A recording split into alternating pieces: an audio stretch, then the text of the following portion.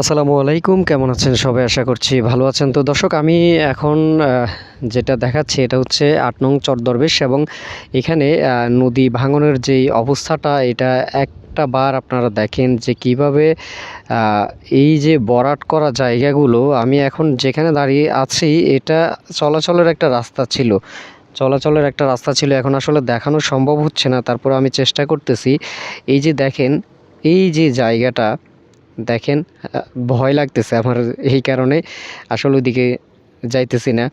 তো দেখেন, আমি যতদূর সম্ভব আমি চেষ্টা করতেছি দেখানোর জন্য। এইভাবে দেখেন কিভাবে ভাঙতেছে, মানে কি বলবো, দেখেন কিভাবে ভাঙতেছে।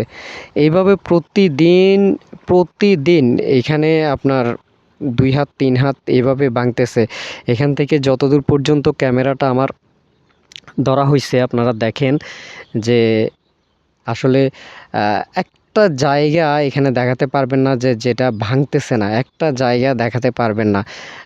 প্রত্যেকটা বলতে গেলে যে প্রতিটা জায়গায় ভাঙন দেখা যাচ্ছে। আমি যদি পূর্ব পাশটা দেখাই আপনাদেরকে, এটা হচ্ছে পূর্ব পাশ এবং এটা দেখেন পুরাপুরি এখানে একটা বাড়ি, এই বাড়িটা এখন এই বাড়িতে মনে হয় না যে কেউ থাকে। তো এটা তাদের চলাচলের রাস্তা ছিল।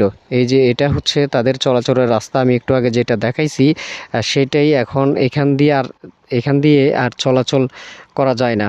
সম্পূর্ণ তাদের জন্য আসলে এখন এখানে থাকা পসিবল না।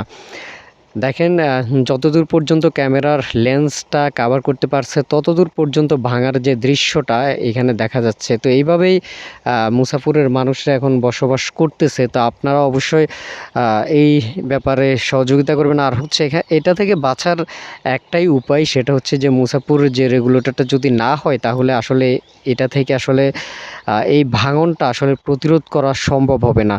তো আপনারা ভিডিওটি বেশি বেশি শেয়ার করেন এবং অন্যকে দেখার সুযোগ করে দিন।